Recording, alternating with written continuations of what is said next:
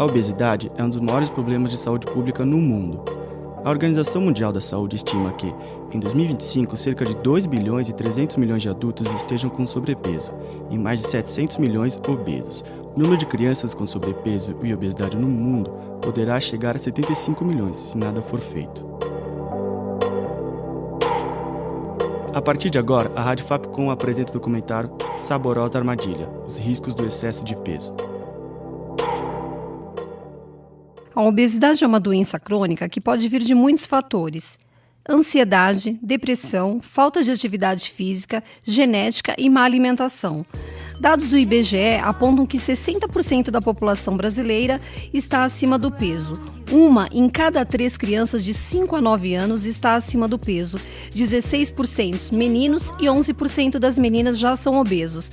Pode parecer pouco, mas comparado às pesquisas anteriores, é um número que triplicou desde 1974. No ranking global da obesidade, o Brasil está em 5º lugar. Quem lidera o ranking é os Estados Unidos, seguido por China, Índia e Rússia. Sem tratamento, a obesidade ela pode trazer problemas piores, entre eles diabetes, câncer e doenças cardiovasculares. O motorista Marcelo Villatore sofreu um AVC há 2 anos. Ele fala sobre as dificuldades das pessoas com sobrepeso no dia a dia. Você começa a ficar impotente, você começa a ficar muito dependendo das outras pessoas. Eu estava muito dependente da minha esposa. Dependia da minha esposa para tudo, para me ajudar a me arrumar, para ajudar a fazer as coisas básicas. E daí você vê que você precisa fazer alguma coisa para melhorar para você mesmo, para você se sentir mais útil para você mesmo, entendeu? Marcelo conta que enfrenta muito preconceito. O motorista era servidor público e foi exonerado do cargo porque, segundo seu ex-chefe, o excesso de peso impedia de trabalhar. Segundo o mapa da Associação Brasileira para Estudo da Obesidade, as regiões sul e sudeste do Brasil têm o maior índice de pessoas com sobrepeso. Para quem tem dúvidas sobre o próprio peso, basta calcular o IMC. O peso dividido pela altura multiplicada por 2. De acordo com a tabela oficial, um resultado acima de 30 já indica obesidade leve. A má alimentação é a principal culpada pelo ganho de peso. Com a falta de tempo e dinheiro, muitos preferem lanches rápidos, baratos e nada saudáveis. Muitas cantinas escolares vendem alimentos ricos em açúcar, sódio e gorduras, como refrigerantes, salgadinhos, biscoito recheados, doces e outros alimentos industrializados. Não há muitas opções nutritivas. Posso comer hambúrguer, coxinha, lanche naturalzinho também vai bem, uma fruta, mas a maioria das vezes só besteira. Como croissant, risole, coxinha, um lanche natural de vez em quando pra não sentir culpa. Gosto de comer fast food, comida japonesa, prefiro mais besteira. Eu procuro primeiro salgado, quando não tem, eu procuro sempre comprar hambúrguer. Em 2012, o Ministério da Saúde lançou o Manual das Cantinas Escolares Saudáveis, que tem como objetivo incentivar as escolas particulares a oferecer alimentos mais saudáveis para os alunos. A nutricionista Cristina dos Santos de Andrade fala sobre a adaptação alimentar para evitar a doença. Começar a ter trocas de hábitos alimentares. Isso não significa perder o social. Não significa deixar de comer a pizza no final de semana com a família, deixar de participar de festas com a família, mas qual momento, o que eu escolho, em que momento eu como algum alimento frito, qual a quantidade disso, uma vez que eu opto por escolher esse tipo de alimento no restaurante ou em uma determinada festa. Então, qual momento escolher, qual o peso ideal, controle dos nossos exames, isso é muito importante.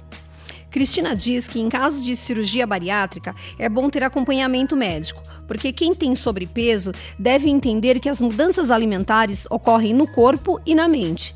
As redes de fast food também são responsáveis, pois estudos apontam que trabalhar fora de casa e ter filhos aumenta a frequência nesses restaurantes. A nutricionista Kelly Barbosa fala sobre a alimentação em bares, padarias e lanchonetes.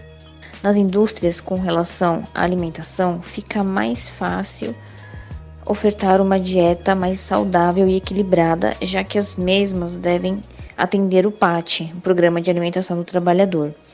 Em bares, padarias e restaurantes comerciais já fica um pouco difícil, pois nem todo estabelecimento se preocupa em oferecer uma alimentação mais saudável. Normalmente preferem alimentos que pesam mais no prato, como frituras, empanados, alimentos com capa de gordura. Kelly aponta a ansiedade e o estresse como principais fatores da doença. Franciele Nascimento é uma prova disso. A atendente de telemarketing entrou em depressão após perder uma pessoa muito importante. Essa depressão me afetou muito, porque eu comecei a comer muito, e quando eu percebi, eu já comecei a engordar, e já estava com 150 quilos, eu já não conseguia nem me ver mais no espelho. Com a ajuda de amigos e familiares, ela conseguiu fazer o tratamento e hoje pesa 70 quilos, se dizendo muito feliz. Brincar na rua é uma coisa do passado. Com os avanços da tecnologia, a rotina corriqueira dos adultos e a violência nas ruas, as crianças dessa geração elas tendem a passar o dia em casa, na frente da televisão, do videogame ou celular.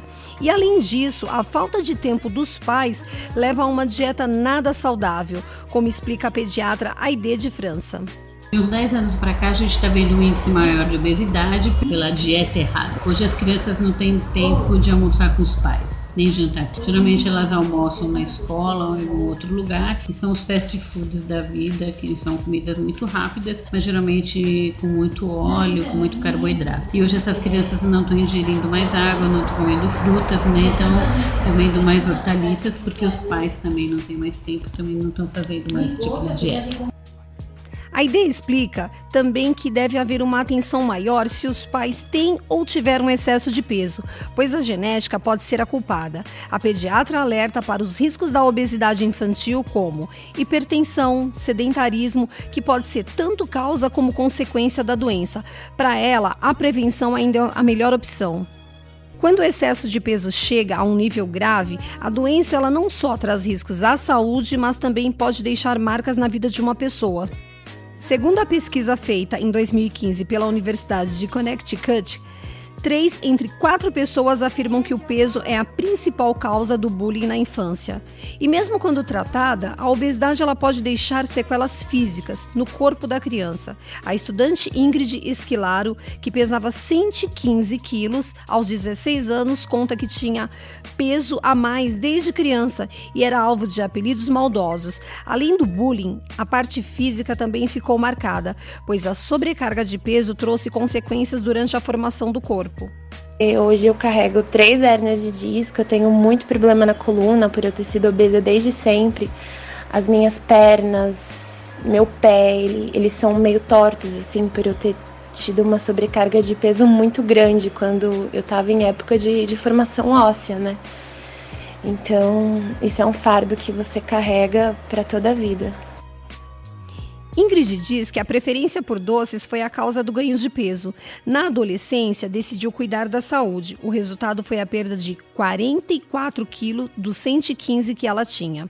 Recentemente, foi realizada uma pesquisa por uma organização não governamental no Brasil, que envolveu mais de 5.000 estudantes.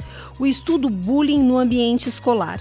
Ele envolveu 25 das escolas públicas e particulares, nas 5 regiões do país, e concluiu que a maior incidência de maus tratos entre estudantes está na faixa etária de 11 a 15 anos.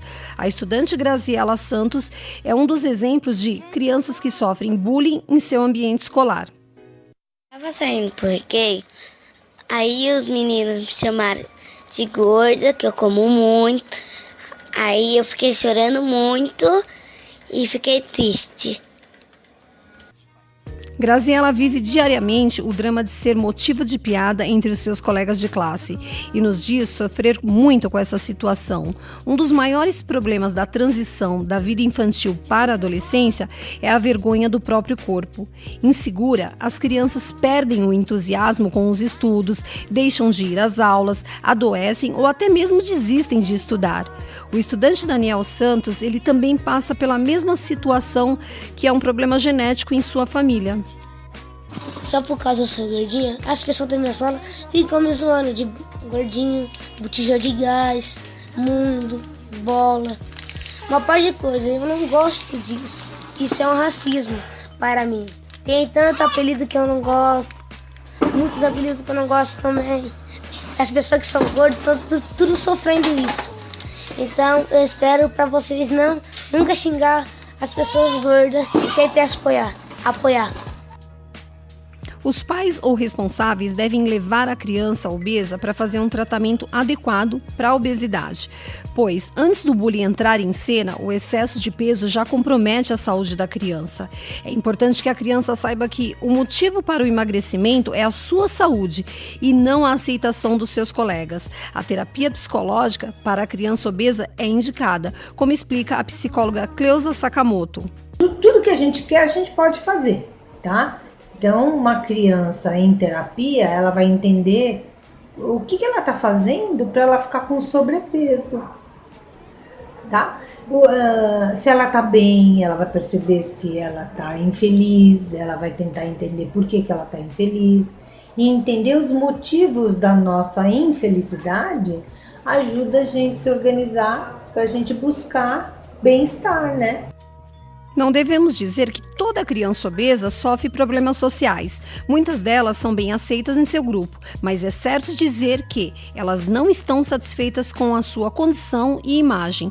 Por isso, elas sempre acabam tendo algum tipo de alteração psicológica, como baixa autoestima, ansiedade, entre outras coisas. O tratamento consiste em suporte psicológico, não restringir a dieta, fazer atividade que diminua a ansiedade e alterar aos poucos o cardápio e os hábitos dessa criança.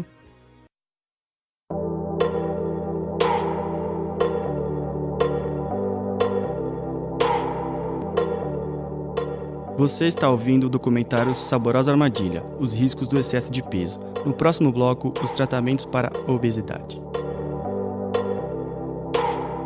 Voltamos a apresentar o documentário Saborosa Armadilha, os riscos do excesso de peso.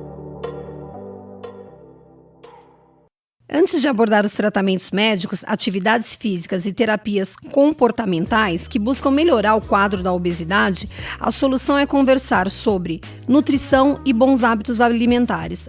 A alimentação funcional, ela atende às necessidades básicas e tem efeitos metabólicos no organismo. Para cada pessoa, há um tipo de alimentação e uma quantidade de calorias a ser ingerida. A nutricionista Carolina Charrua fala da atuação da nutrição e prevenção da obesidade. A nutrição é fundamental nesse caso, né? Em vários casos, mas nesse é fundamental. Porque quando a gente tem um sobrepeso, não chegou à obesidade, a reversão do quadro com uma alimentação adequada, com um cálculo adequado das necessidades energéticas dela, com os alimentos em quantidade e em qualidade suficiente, a gente consegue um resultado melhor.